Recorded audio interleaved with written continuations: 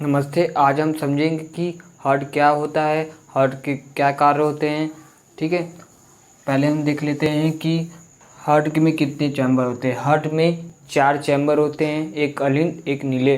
अलिंद को हम एट्रियम कहते हैं इंग्लिश में, और नीले को वेंट्रिकल कहते हैं। यहाँ देख लीजिए, इसे राइट एट्रियम कहते हैं, इसे लेफ्ट एट्रियम कहते हैं, इसे राइट वेंट्रिकल कहते हैं, इसे लेफ्ट वेंट्रिकल कहते हैं, इसे दाया अलिंद कहते हैं, इसे बाया अलिंद कहते हैं, इसे दाया नीले कहते हैं, इसे बाया नीले कहते हैं। ठीक है, अलिंद का क्या कार्य होता है देख लीजिए। पहले अलिंद का मुख्य कार्य होता है अशुद्ध रक्त को हृदय के पास लाना। ठीक है, और नीले का कार्य होता है पंप करना। क्या करना?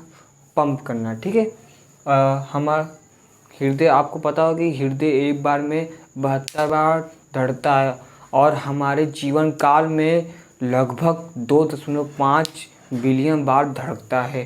ठीक है, आपको हम बताते हैं कि हमारे शरीर में 1 मिनट में हृदय 70 मिलीलीटर रक्त को पंप करता है। ठीक है, अब इसके बाद हम लोग आगे हार्ट के बारे में जानेंगे। ठीक, अब हम समझेंगे कि हार्ट कैसे कार्य करता है। हार्ट अशुद्ध रक्त को बुलाता है किसी महाशिराओं द्वारा।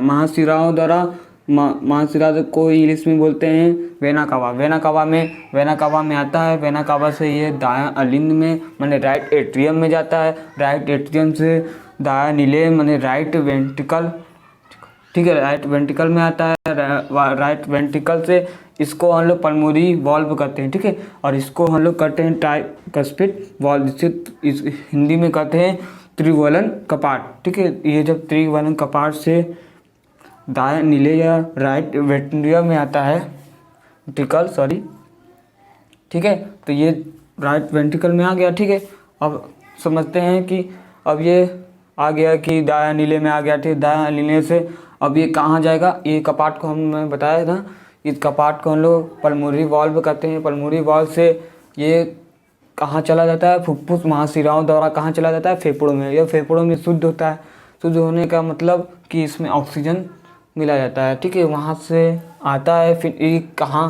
पल्मोनरी वाल्व से फिर ये फुफ्फुस महाशिराओं द्वारा बाया नीले में माने लेफ्ट एट्रियम में आता है। लेफ्ट एट्रियम से ये कहाँ होता है? लेफ्ट वेंट्रिकल में आ जाता है। लेफ्ट वेंट्रिकल में आता है, इसको हम त्रिवलन कपाट कहते हैं। ठीक है, त्रिवलन कपाट से ई कपाट को हम लोग क्या कहते हैं?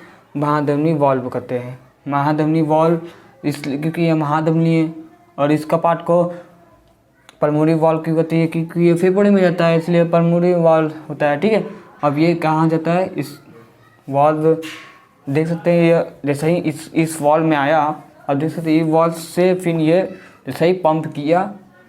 ठीक है, ये कहाँ किससे सहायता से चलेगा? महाधमनी द्वारा पूरे शरीर तक पहुंचा दिया गया। अब इस वाल्व का फिर से बात समझ लेते हैं। ये वाल्व का क्या कार्य होता है कि ये ब्लड, जैसे ये ब्लड है, इस देखिए यहाँ पर नीले में आया। ठीक है, दाया नीले में आया। ठीक है, दाया नीले से ये कहीं और ना चले, जैसे ये इसमें ठीक है में है ब्लड। ठीक है, यहाँ पर ब्लड हो, ये ब्लड वापस यहाँ ना आए, और ये ब्लड फिर वापस लौटे ना, इसलिए इसका कार्य होता है। आपको पता होगा कि जो हमारा हार्ट 72 से 75 बार क्या होता है? धड़कता है। इसको हम लोग स्पंदन दर कहते हैं। ठीक है, स्पंदन दर कहते हैं। हृदय क्या करता है? हृदय जब पंप करता है तो ये नलिकाओं पे क्या करता है? दबाव डालता है। नलिकाओं पे धमनियाँ इसकी दबती हैं। इस धमनियाँ क्या करती हैं? दबती हैं। इसको हम लोग रक्तदाब कहते हैं। रक्तदाब माने बीपी से एक स्वस्थ व्यक्ति का बीपी कितना होना चाहिए? 180 mmHg होना चाहिए। ठीक है, अब हम इसको और अच्छी तरह से देखेंगे। ठीक है, अब हम समझेंगे कि दोहरा रुधि परिसंचरण, जिसे हम लोग इंग्लिश में डबल ब्लड सर्कुलेशन क्या होता है। ठीक है, ये पहले हम लोग समझ लेते हैं।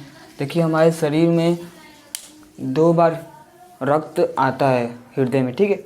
देख लीजिए कैसे हमारे शरीर में, देखिए एक बार अनाशीकृत माने अशुद्ध रुधिर पहले कहाँ आता है, हमारे दायां दाहिने से दाहिने में, दाहिने से कहाँ आता है, फेफड़े में, बस यहीं तक। ये पहला प्रक्रिया हो गया, ठीक है। और दूसरी बार देखते हैं, फिर ये शुद्ध होके हमारे बाएं अलिंद और बाएं नीले में आता है। बस इसी दो माने एक बार अशुद्ध रुधिर आता है, फिर अशुद्ध, फिर शुद्ध रुधिर आता है। इसी दो बार हमारे हृदय में आता है। इसी प्रक्रिया को हम लोग डबल ब्लड सर्कुलेशन कहते हैं। ये 2 चरण में होता है। पहले हम लोग फुफ्फुसीय परिसंचरण, जिसे हम पल्मोनरी सर्कुलेशन कहते हैं, जो कि बहुत सरल देख लेते हैं।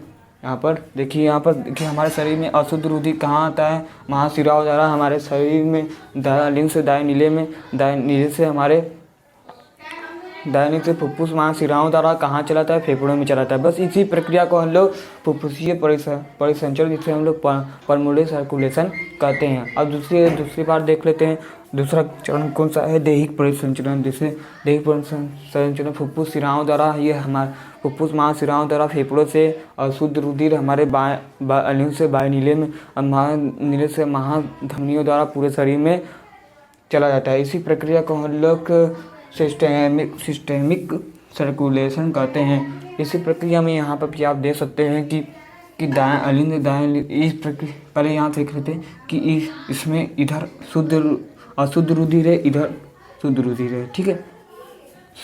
यहाँ पर देख सकते हैं कि दाएं अलिंद से आप पता है कि दाएं अलिंद में अशुद्ध रुधिर रहता है, दाएं अलिंद से नीले में जाता है, नीले से फिर ये फेफड़े में जाता है, फेफड़े तक ये प्रक्रिया को हम लोग क्या कहते हैं, फुफ्फुसीय परिसंचरण कहते हैं, पल्मोनरी सर्कुलेशन कहते हैं, ठीक है। और दूसरी प्रक्रिया में दैहिक परिसंचरण कहाँ से होता है, हमारे बाएं अलिंद से, बाएं जैसे फुफ्फुस, यहीं से प्रक्रिया चालू कर देते हैं। जब शुद्ध होके आता है तब बाएं अलिंद में आता है, बाएं अलिंद से बाएं नीले में आता है, बाएं अलिंद से महाधमनियों द्वारा पूरे शरीर तक भेजा माने चल जाता है, ठीक है। इसी प्रक्रिया को हम लोग दैहिक परिसंचरण कहते हैं। आई होप आपको समझ में आया होगा। इसके आगे हम लोग देखेंगे, ठीक है। अब हम अन्य प्राणियों के हार्ट के बारे में भी जान लेते हैं। देखिए हम लोग मछली के हृदय के बारे में जान लेते हैं कि इसमें 2 चैम्बर होते हैं। पहला चैम्बर अलिंद और दूसरा चैम्बर नीले। इन दोनों ही चैम्बर में वी ऑक्सीजनित ब्लड आते हैं, ठीक है। वी ऑक्सीजनित ब्लड आते हैं और ये क्लेम द्वारा पूरे शरीर में चले जाते हैं और पुनः ये वी ऑक्सीजनित ब्लड इनके हृदय में आते हैं। अब हम देख लेते हैं उभयचर के हृदय में 2 अलिंद और एक नीले होते हैं। एक बाएं अलिंद में शुद्ध रुधिर और दाएं अलिंद में अशुद्ध रुधिर होते हैं, जो नीले में मिक्स हो जाते हैं और ये पुनः शरीर में भेज दिया जाता है, ठीक है। आई होप आपको ये वीडियो पसंद आई होगी। जय हिंद।